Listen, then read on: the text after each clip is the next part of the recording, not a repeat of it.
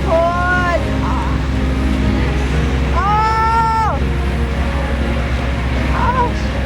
Oh, they're so beautiful! They are so beautiful. That's cool, huh? Yes! That was cool! I'm watching them ride with us in the bow!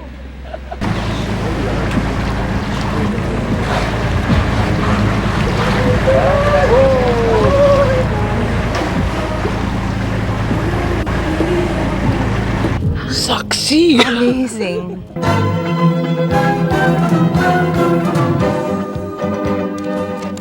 Kamakailan po ay nagbakasyon si Karen.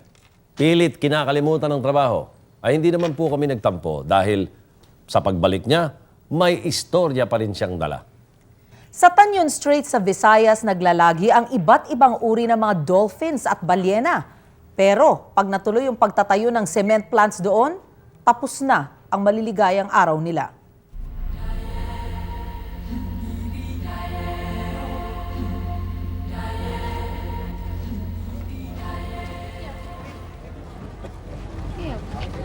Oh, there you are. Mula Cebu, mga 2 oras lamang ang biyahe papuntang Dumaguete. Bakasyon ko sana to, kasama ang ilang mga kaibigan. Bakasyong nauwi rin sa trabaho. Yeah, it's named after Otis. 3 araw kaming magpapalaot para sana makakita ng mga dolphins at whales o balyena. Aba, syempre bumili muna kami ng baon. Tao po!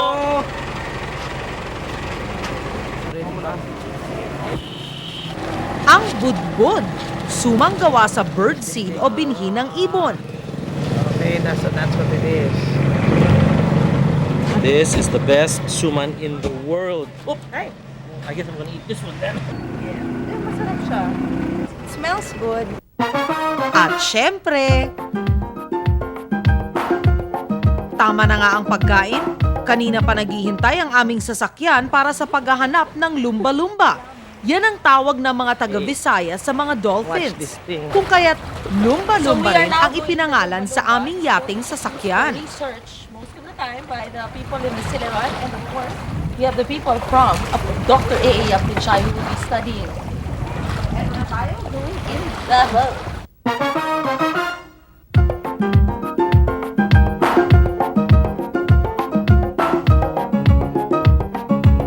Imagine we are from, this is Dumaguete, right? So we're going all the way to the Tanyon Strait, cross open sea, look for some dolphins and whales on this boat. Ang Tanyon Strait ay nababakura ng mga isla ng Negros at Cebu. 450 ektarya ng karagatan ang sakop ng Tanyon. Sa kalagitnaan ng dagat, matatanaw pa rin ang 2 probinsya.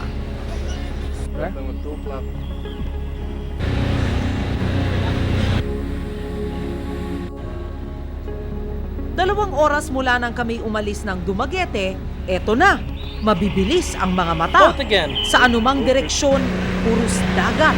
Ang abot tanaw, handa sa anumang biglaang susulpot sa karagatan. Wala. Buko lang pala. Huwag mawawala ng pag-asa. 3:00 ng hapon, oras ng pagkain ng mga dolphins.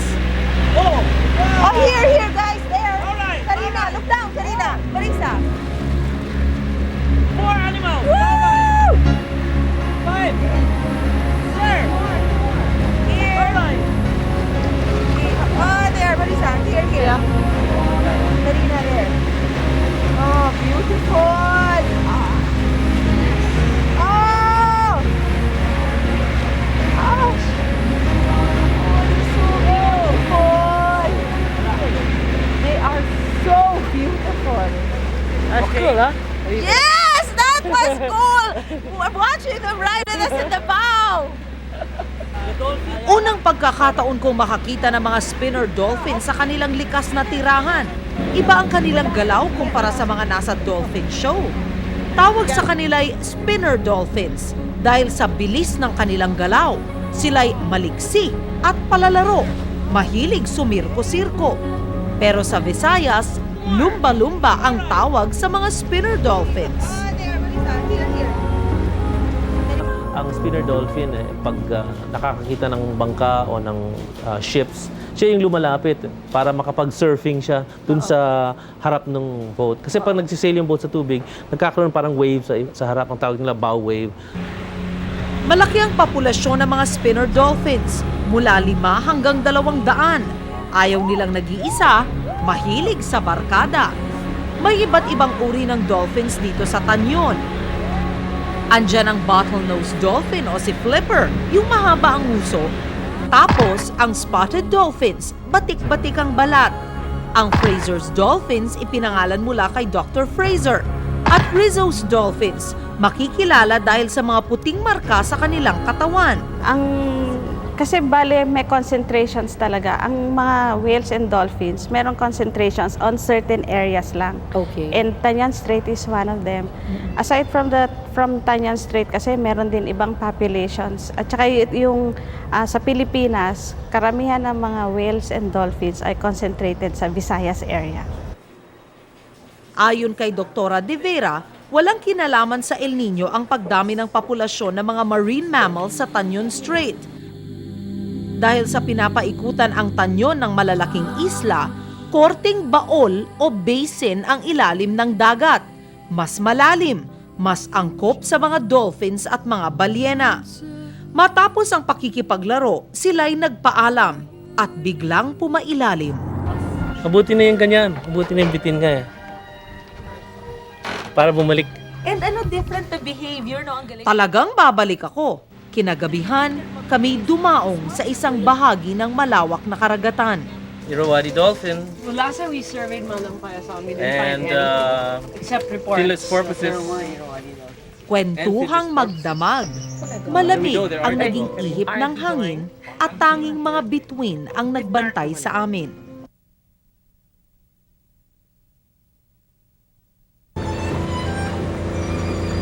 Alas 7 pa lang ng umaga, umaandar na si Lumba-Lumba.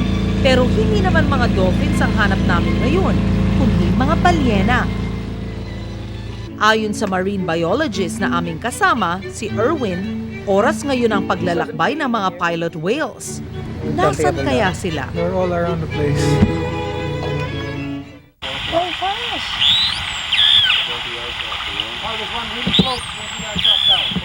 Yan ang pag-uusap ng mga pilot whales o balyena. Ang tawag dito ay echolation. Gamit ang isang hydrophone o isang microphone na ibinabagsak sa ilalim ng dagat, maririnig ang kanilang tinig. Malapit sila.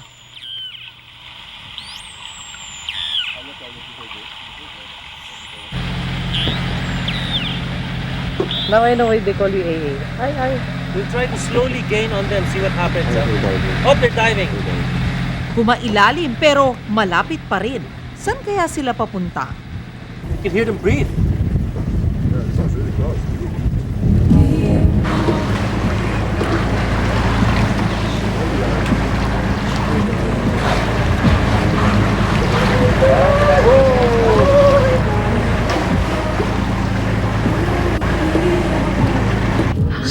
Amazing. Bakit nga ba pilot whales ang tawag sa kanila? Ayon sa alamat, nung unang panahon, pinaniniwalaang ang mga balyenang ito ang nagsilbing mga kapitan ng karagatan para sa mga nawawalang mandaragat. Parang mga piloto.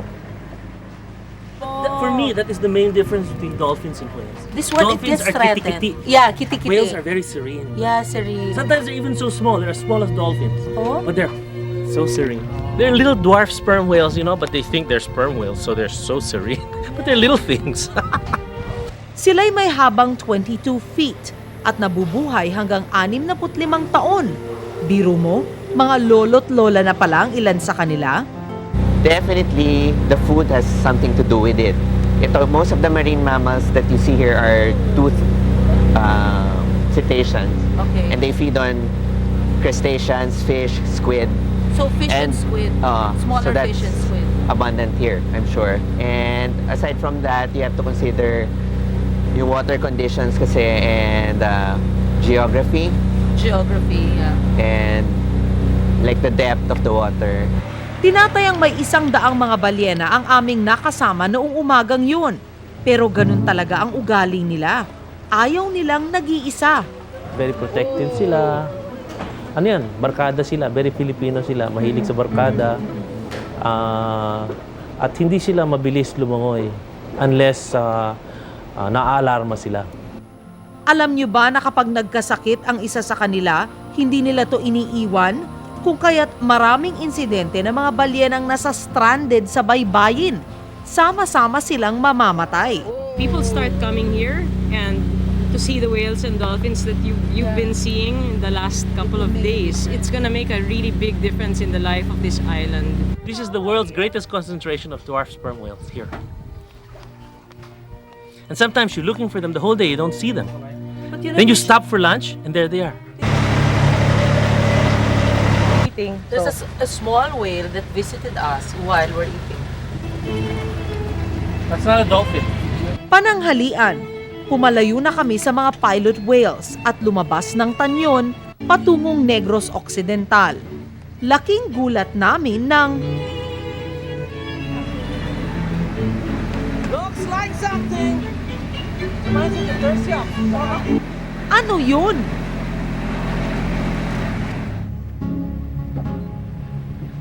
Pangalawang araw namin sa kahabaan ng Tanyon Strait sa Visayas, spotted at spinner dolphins at pilot whales na ang aming nakita. Pero ano tong sumasalubong sa amin ngayon?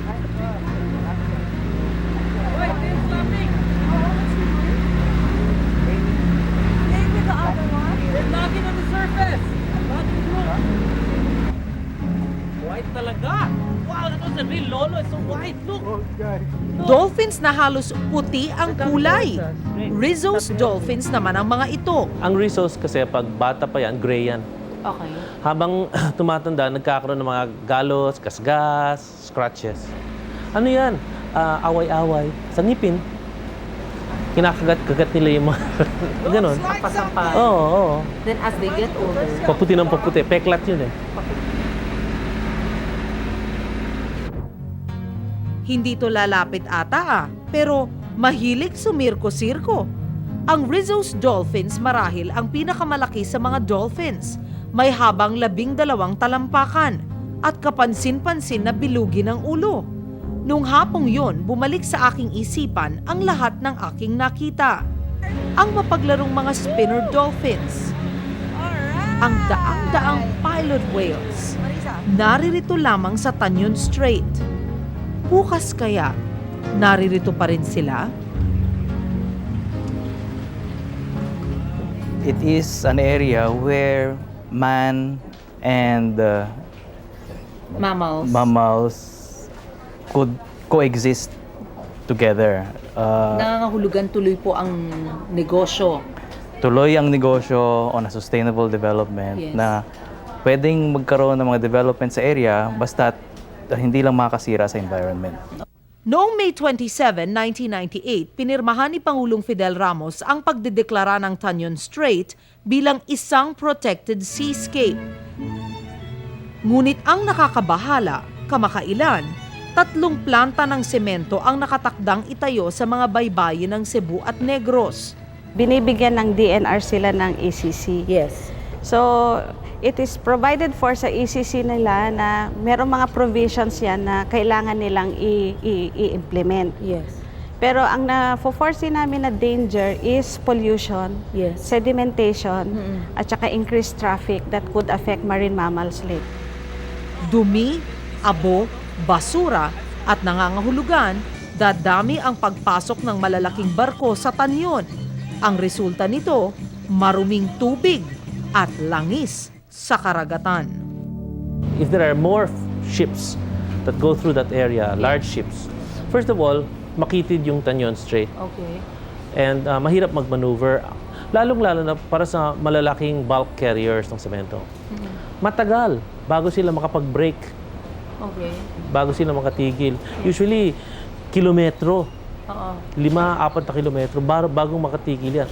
So, kung nakakita sila ng isang grupo ng whales o dolphins, bago sila makatigil, ay, nasagasaan yan lahat. Nasagasaan. Oo, nasagasaan na yun. This is the major threat.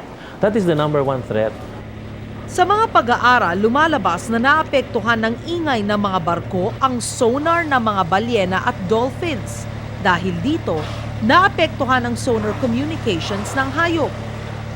Sa mga planong isinumite ng 3 cement plants, 2 rito ang Asian Petroleum Corporation at Southwestern, makabagong pamamaraan ng paglilinis ang kanilang pangako. Ngunit matutupad naman kaya ito? Actually, ang pintas nga nila sa atin is marami nga tayong mga ini-issue permits pero hindi natin na-monitor, hindi natin nababantayan kung tinutupad nila yung mga kasunduan na nakalagay dun sa permit. Sa hinaharap, izo-zone ng Management Board ang Tanyon Strait. Ibig sabihin, itatakda ng grupo kung saan maaring dumaan ang malalaking barko, kung saan maaring mangisda na hindi masasagasaan o maapektuhan ng mga dolphins at whales. Ituloy nila yung pagka-industrialization ng silangan, yung east side, pero awatin nila yung sa west. Okay. Pero meron pa rin coastline na malinis, meron pa rin coastline na pwedeng mangisda. May isang phrase tayo sa environmentalism, which is carrying capacity.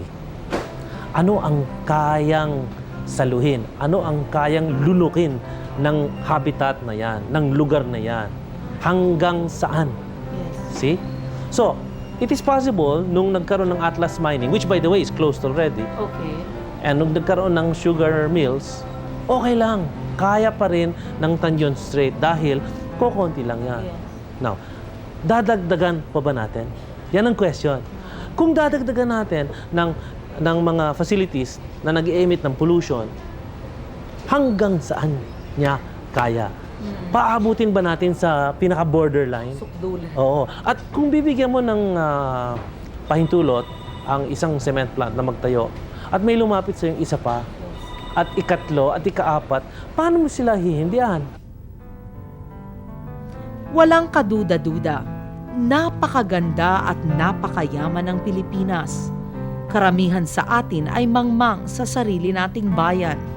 Naisip ko, mahalagang umunlad, ngunit wag naman sa ikasisira ng ating likas yaman. Hindi lang tayo ang nagmamay-ari ng mundo. Para po sa Brigada 7, ako si Karen Davila, reporting.